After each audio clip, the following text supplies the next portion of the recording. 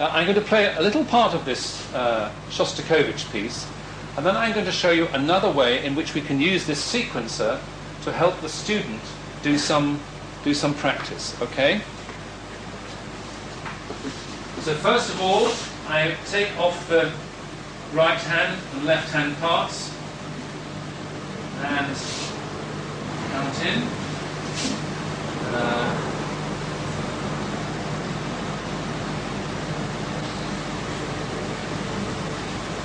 Okay.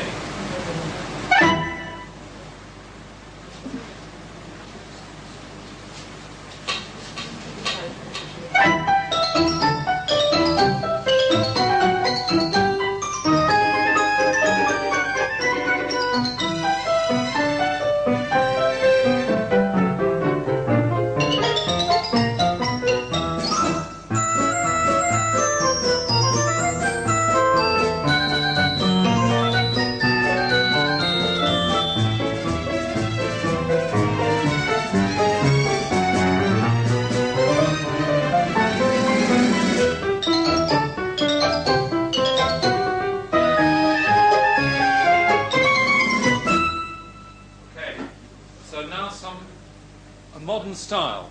Now, this time, well, I want you to imagine in the lesson, the student finds the first 4 measures very difficult, just for this demonstration. The student finds those 4 measures difficult. So, as a teacher, you may say to the student, practice one hand, then the other. Okay?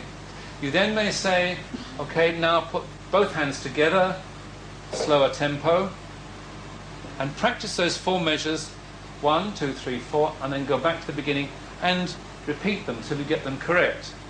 Well, there is a function on the sequencer which will allow us to take out those 4 measures. Okay? I can put a marker at before measure 1, a marker at the end of measure 4. I can put a button down that says repeat, and it goes back to the beginning and on. So on the sequencer, the marker buttons are here at the bottom. So first of all, measure 1, let's find measure 1. I put a marker down. See the little red light?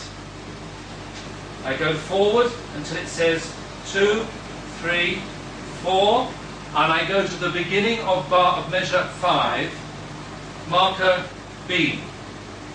I then put repeat, okay? And then, for the moment, I keep it at the same tempo.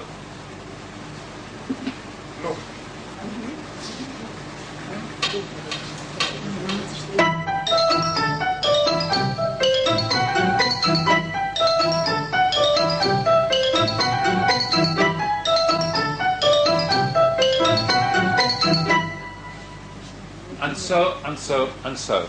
Now, of course, with something like that, it may be important that we can record the student's performance.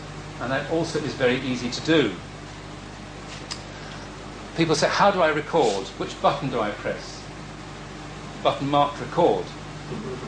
Yeah.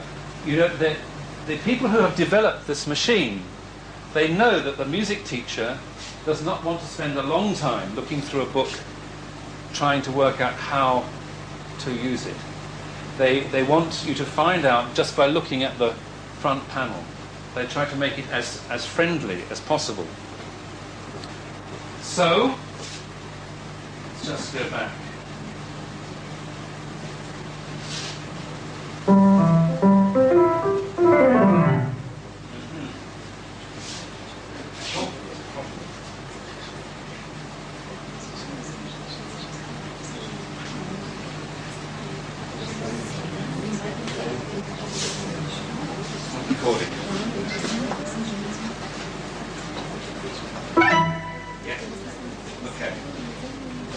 So, to record on this computer, on this sequencer, I press the recording button here, and it asks me with flashing lights to choose a recording track to put the student's performance on.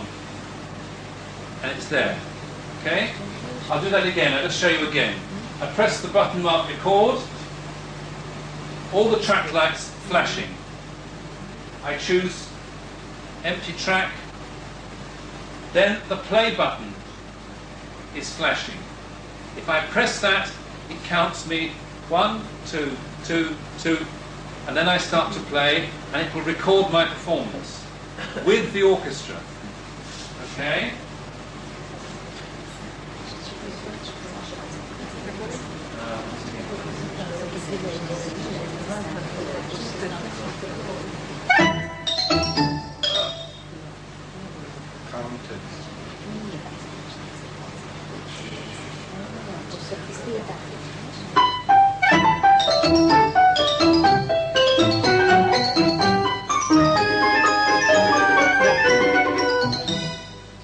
And of course it plays it with all the mistakes.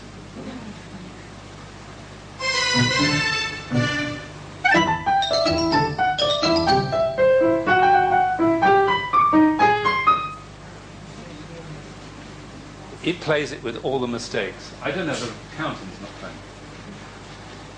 When it plays with all the mistakes, of course you can turn every situation in the lesson into something positive. You can ask the child, ask the student to listen to the mistakes. Ask, what were the mistakes? Which was the wrong note? Can you sing it? If it is a mistake in rhythm, can you clap the rhythm? I have often thought that if I had had such a machine when I was teaching, in my first school teaching job, I taught a lot of piano to a lot of boys who didn't want to learn the piano, but their parents had said, "You will learn the piano. You're not just going to play cricket. You are going to play the piano." And they didn't want to play. And they would come to their lesson and I say, "Have you done your practice?" "Oh, yes, sir. I've done my practice." And what would be very nice is to would have been to have a machine like this, and without telling them, just have the sequencer ready to record. No metronome, nothing. And so when they come into the lesson and they say yes, they've done their practice, and you want them to play their scales or their exercise, then they sit at the digital piano, and it's in such a mode now that as soon as you press the key, it sends a message to the computer and it starts to record. So when they play their scales,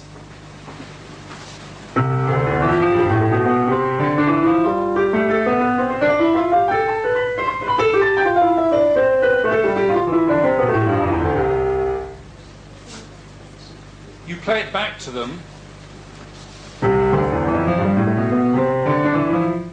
and of course they say, and you say to them, "Is that okay?" They say, "Yes." Now, of course, if you play it much slower, then the synchronization between the hands sounds even worse. So some of my really bad pupils, even they would understand. Now, I say this as a joke, but there are some teachers who say to me quite seriously that when you have music and computers, it does so much for you, and the children and students do not listen. It is my feeling, my philosophy, that the modern technology, that using computers to record students' performances and make them hear what they do, it makes them listen even more carefully. You can train them to listen very critically to what they do. In our national curriculum, we ask the children to compose pieces of music. If they have a sequencer such as this with many, many, many sounds inside it, and they use this for creating and recording their compositions, I have seen children, they listen very carefully to what they do. They spend a long time choosing the sounds, because inside such a box there is between 300 and 400 different sounds. Some of them like the symphony orchestra. Others, strange synthesizer sounds. Others are percussion sounds, ethnic percussion sounds from other countries. And they spend a long time making very careful choices as to what sounds they want. And this is making them listen very carefully. When they record their music, they know whether it sounds correct or not. They go back and they can change things. So I believe quite sincerely that this modern technology actually makes children listen. אני לא הייתי הולכת ללמד בצורה כזאת מוזיקאי מקצועי. נכון? זה לא נחשב לפסנתרן או לעוד איזשהו מוזיקאי שהוא לומד מקצוע. לתלמידים שסתם משחק בדרך הכלל סליחה שאני כותר אותך, את מדברת על ללמד פסנתר קלאסי. קלאסי. אם שמת לב, בתחילת ההרצאה הוא בדיוק דיבר על הרקע המסורתי שלו, על המוזיקה הקלאסית. נכון, אבל אתה מקבל דבר מוכן שנכנס לך לאוזן. לתלמיד אין מקום לשמוע, אולי הוא לא רוצה לבצע ככה, אין לו פה מקום לזה. זה לא בא הוא מקבל הכל מוכן. זה לא בא, אוקיי, זה לא בא, אני אתן לו לענות, אולי אני אתן לו לענות. זה לא בא כתכלס. תן לו לענות. Okay. So it's not agreed that the first, your intro about classical and traditional music and this modern technology. You understand? This is the question about teaching traditional piano. She's a piano teacher. Yeah. And is the איך אומרים התנגשות? Crash between the traditional way. You're Why? Why?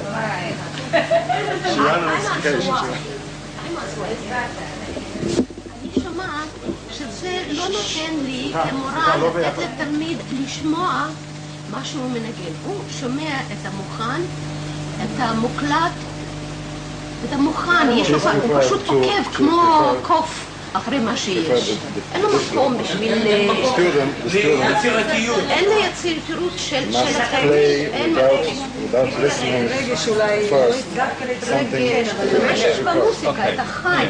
Well, if you want to use this in a piano lesson, you don't have to use it all the time.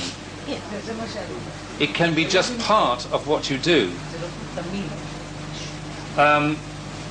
If you use the accompaniments for the pieces of music, they can be used at the very end, when the student has learned the piece of music. It doesn't, this technology does not take away the traditional skills or the traditional method of teaching. It is something that you can use in addition, not instead of. I should have made that clear. I'm not suggesting that this is what you should use all the time. My point is that the use of the computer is not for everything you do. If you are not teaching keyboard skills, I'm trying to show you that there are many things that can be learnt using the computer technology in addition to how you teach traditionally. This is another tool that you can use. But I would say this, I think this is very, very important, especially for piano teachers. I've spoken to 2 groups of piano teachers in Israel in the last 2 days, and in the summer I spoke to the conference of the European Piano Teacher Association in London, and everybody is worried that fewer and fewer children are learning the piano. This is worldwide, and they say, why? Some people blame it on television. Okay, there may be many reasons. One reason, I think, is this.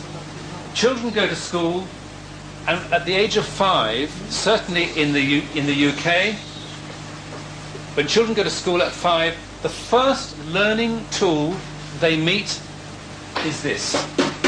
It's not the blackboard, it's the computer. My sister's children, before they went to school, they learnt their letters and their numbers from computer software before they went to junior school. Now, They then, mother and father say, you now go to for piano lessons. And they go for a piano lesson, and the education situation in the piano lesson is 100 years behind the education situation in the school. And I think that if instrumental tuition is to continue, then I think that instrumental teachers must look at some of this technology so that the children can enjoy the same learning environment. Now, I really say to you, of course, if a child comes to the piano lesson, 100% of the time you will not use this technology. But I think that if the instrumental teacher can be creative and use the musical knowledge and skills, then this can be part of the learning process for instrumentalists. And I believe that sincerely. And I spoke about this in London to teachers, and of course some teachers will never use it. They will never use it. But I think in 10 years' time, those teachers will not have any pupils, or have very few pupils. The great thing about the technology now is that it is, I say, flexible. You can do many different things. It doesn't take you only down one straight road. There are many roads to the side. And I'm encouraged to see in the UK that teachers, instrumental teachers, and teachers in the school, in the classroom, are, we say, integrating, are using the computer and its software as part of what they do.